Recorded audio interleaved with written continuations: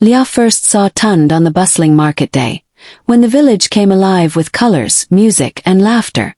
She stood at her mother's stall, arranging handmade jewelry, when her eyes landed on him, tall with dark, intense eyes that seemed to scan the crowd aimlessly.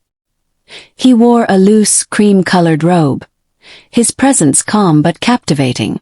Tunde caught her gaze from across the market, and for a moment everything else blurred. The noises of bargaining vendors, the scent of roasting maize, and the chatter of passers-by.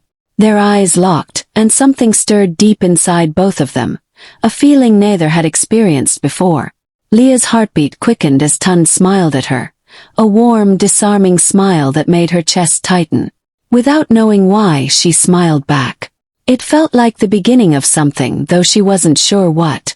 That evening, as the sun dipped beneath the hills, they met by the river, a quiet place away from the curious eyes of the village.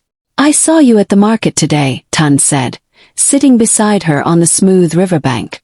"And now I can't stop thinking about you." Lia blushed, brushing her fingers across the water's surface. "I felt the same way. I don't know what it was, but I think it was meant to be." In that peaceful moment, under the canopy of stars, they talked for hours about their dreams. Tunde longing for freedom from the suffocating expectations of his wealthy family, and Lia yearning for a life where love wasn't a transaction. They discovered they were kindred spirits, trapped by tradition but daring to dream of something more. With each stolen moment, their bond deepened. They met secretly by the river, where Tunde would bring her flowers, and Lia would sketch their dreams in the dirt with a stick. A life far away, where they could love freely without the weight of tradition hanging over them. In Tunde's eyes, Lia saw courage. In Lia's laughter, Tunde found hope. Every encounter only made it clearer. This was love, real and rare. But as their love grew, so did the threat of being discovered. Tunde's father began arranging his marriage to the daughter of another wealthy merchant, while Lia's parents eagerly hinted at suitors who could bring stability to their modest life. The walls of expectation were closing in on them fast. The night before Tunde's arranged marriage felt like a suffocating storm brewing inside him. His family had finalized everything. His bride-to-be was the daughter of a prominent trader, a perfect match to solidify their alliances. Tunde sat in his room, gazing blankly at the ceremonial garments laid out on his bed. The bright fabrics, symbols of prosperity and duty, felt like chains wrapping tighter around his heart. Every stitch in the cloth echoed his father's voice. "Marry her, Tunde. This is for the family." But Tunde's heart did not belong to his bride. It belonged to Lia. The memory of Lia's soft laughter and the way her eyes sparkled haunted his every thought. Their stolen moments together, brief glances at the market, secret meetings at the river, whispered promises under moonlit skies, played over and over in his mind. How could he go through with the wedding, knowing that the love of his life would not be by his side? His closest friend, Kofi, noticed the cracks in his facade. "You don't have to do this, you know," Kofi said one evening, sitting with Tunde under the stars. "Love is rare. It's worth fighting for." Tunde's throat tightened at the truth in Kofi's words. But how? How could he fight against his entire family, against the village's expectations, against the future already carved out for him? The thought of hurting Lia, of leaving her behind to suffer the consequences alone, filled him with unbearable grief. Lia wandered through the village aimlessly, her thoughts swirling like storm clouds. Every step felt heavier than the last, as if the earth itself was pulling her down into sorrow. How could he marry someone else? The man she loved, the man who had whispered promises under the stars, was slipping through her fingers, and she was powerless to stop it. As days passed, the festival drew near, and the village buzzed with excitement. Colorful banners adorned every house, laughter filled the air, and music echoed through the streets. But for Lia, the festivities felt like a cruel reminder of what she was losing. Each moment felt like a dagger piercing her heart as she watched Tunde prepare for his wedding. The joy around her seemed to mock her silent despair. One evening, while seeking solace by the riverbank, Lia sat on a large rock, gazing at her reflection in the water. The gentle flow of the river mirrored the turmoil within her. Why does love have to be so complicated? She whispered to herself, tears spilling down her cheeks. Just then she heard footsteps behind her. Turning around, she saw Amina approaching, concern etched on her face. Lia, Amina said softly, sitting beside her. You can't let this consume you. Tunde loves you. He just needs to find the courage to follow his heart. But what if he doesn't? Lia replied, her voice barely a whisper. What if he marries her and forgets me? Amina took Lia's hands in hers, squeezing them gently. You know that love doesn't fade away so easily. If it's meant to be, he will find his way back to you. You have to believe in that. It was a moonless night, the village riverbank silent, with Lia standing on the edge, her heart shattered. Her bare feet dug into the wet earth as tears blurred her vision. If life refused her love with Tunde, then death would be her escape. In the distance, Tunde ran toward her, breathless and desperate. His father's orders for a loveless marriage haunted him, but his heart belonged to Lia. When he heard she planned to end her life, he knew, if he couldn't have her in life, he would follow her in death. They met at the riverbank, their fingers entwining. If not in life, then in death, Lia whispered, voice trembling. Tunde nodded. They stepped closer to the edge, ready to leap into the river's dark embrace. But a crack of thunder split the air. From the shadows emerged an old man, his eyes glowing like embers. With a heavy staff, he struck the ground, freezing them in place. You dare defy fate. His voice was ancient, terrifying. The gods have written your love into the stars. The elder stepped closer, his gaze piercing. Your bond is meant to unite families and heal hatred. Death will shatter that prophecy, leaving only misery. He waved his staff toward the river, showing a vision. Both families celebrating Tunde and Lia's union, their love mending old wounds. Go, the elder said. Live, fight for one another, and the gods will reward you.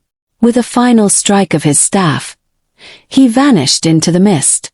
The river calmed, reflecting the moon that had just emerged from the clouds. Tunde squeezed Lia's hand. We'll face it all together. Lia smiled through her tears, hope replacing despair. Together. And with that, they sat there and talked with each other about what will be happen now, and what should they have to do. Tears brimmed in Lia's eyes as she stood up.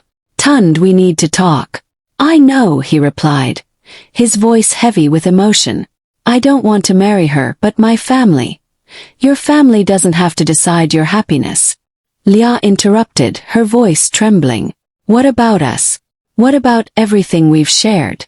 Can you really walk away from that? Tunde stepped forward, taking her hands in his. I've been fighting against this for so long, but the fear of disappointing my father holds me captive. Yet every time I close my eyes I see you. I hear your laughter, and it breaks my heart to think of living a life without you. Lia looked deep into Tunde's eyes, searching for the truth within them. Then let's make a choice together. We can run away, Tunde. We can leave this behind and find our own way. His heart raced at the thought, but doubt flickered in his mind. What about your family? The village? Let them talk, Lia said fiercely, her spirit ignited. I'd rather face the world with you by my side than live a life of regret. We can start anew somewhere else, away from the pressures that bind us. In that moment, something shifted within Tunde.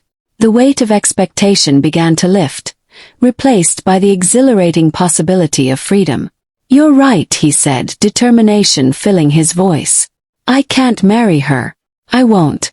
Let's leave tonight. They quickly made their plans, sharing their dreams and fears under the willow tree, the stars above them shimmering like hopes waiting to be realized. As they gathered a few belongings, excitement bubbled within them, but so did fear. Would they really leave everything behind? The village, their families, the lives they had always known. With hearts pounding, they slipped into the night, hand in hand, their path illuminated by the soft glow of the moon. They made their way to the edge of the village, their bodies filled with a mix of fear and exhilaration. But as they reached the boundary of their world, a voice broke through the darkness.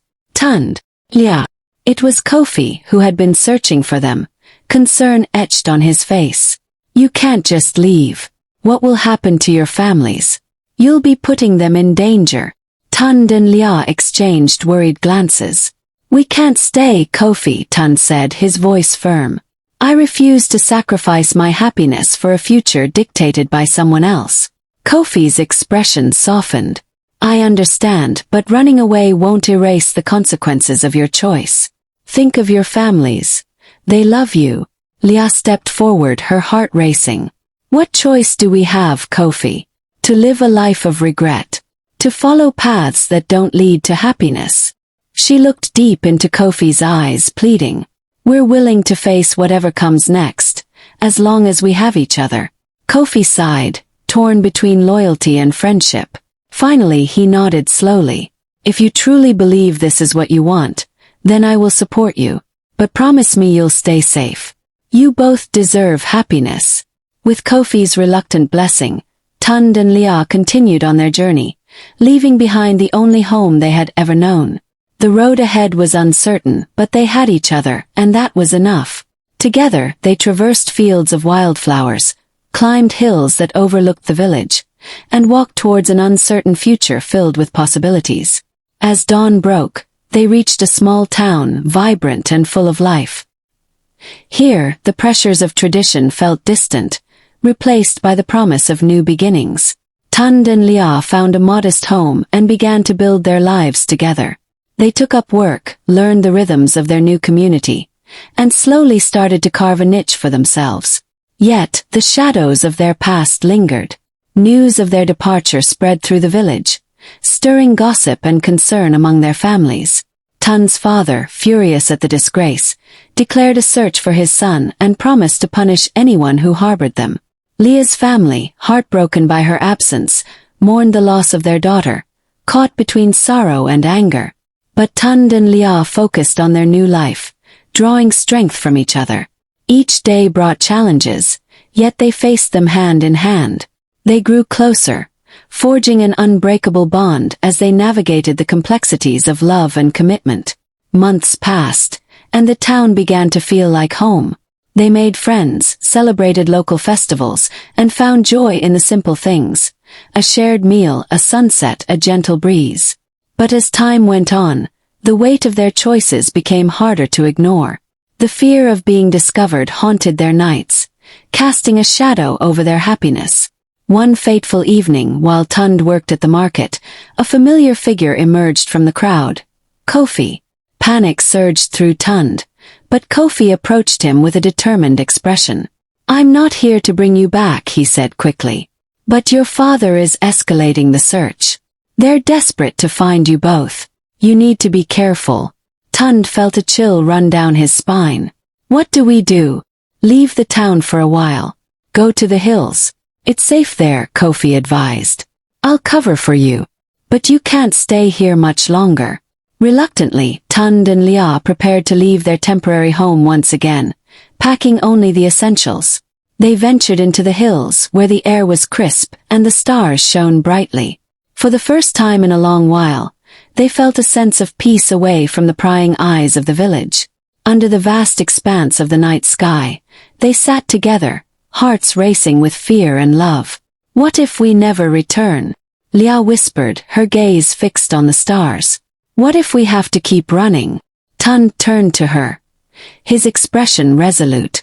As long as we're together, I'll face anything. You are my heart, Lia. I will fight for us, no matter the cost.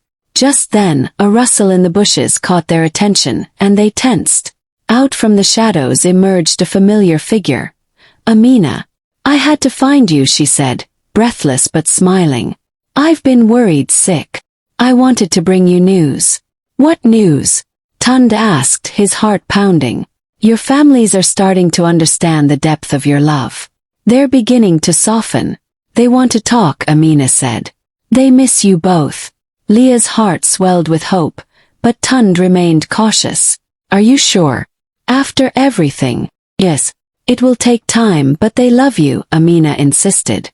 They want to see you to understand why you chose this life. They might be willing to support you. Tunde and Lia exchanged glances, a mix of hope and uncertainty flickering in their eyes. Could they really go back? Could they face their families after all that had happened? With Amina's encouragement, they made the decision to return to the village. They knew it wouldn't be easy, but they were ready to confront the past and fight for their future together. As they approached the village, they felt a mixture of trepidation and determination. The village greeted them not with relief but with anger. Their parents stood at the gate, faces rigid with disappointment. Tunde's father's eyes burned with fury, his booming voice cutting through the silence. "How dare you disgrace this family?" he barked, his fists clenched at his sides. Lia's mother was no less harsh. "What were you thinking, Lia? Running off like that?" The young couple stood before them, heads bowed in shame, hearts heavy with fear. They knew what they had done went against everything their families stood for. But before they could explain, the scolding poured down like heavy rain, angry words filled with hurt, frustration, and betrayal. Tunde's father took a step toward him, his voice sharp and cold. And something unexpected happened. Tunde's mother, who had been silent throughout the exchange, suddenly stepped forward. Her eyes softened as she gazed at her son and Lia, as if she could see past the rebellion and into the hearts of two young people who had simply longed for love. She placed a hand on Tunde's shoulder and whispered, "Love isn't a disgrace." Lia's father, who had stood rigid beside her mother, let out a heavy sigh. He wiped his eyes with the back of his hand, his voice cracking as he spoke. "We were angry because we were afraid of losing you." Tunde's father, still struggling to contain his pride, looked away, his jaw tight. But when his eyes met his son's, something in his expression shifted. Perhaps he saw a reflection of himself, once young, once hopeful, and once in love. Without warning, Lia's mother burst into tears, wrapping her daughter in a tight embrace. "You scared me," she sobbed. "But I see now. You followed your heart." Tunde's father cleared his throat, the tension slowly unraveling. "You should have told us. We could have found a way."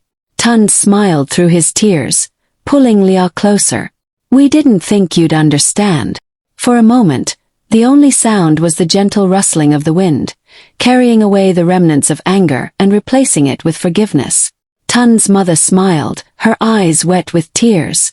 "We were harsh, but we are proud of you for fighting for what you believe in." The families embraced, the air thick with emotion. Tunde and Lia stood in the middle of it all, hearts full and relieved, knowing that the love they fought for had finally been accepted.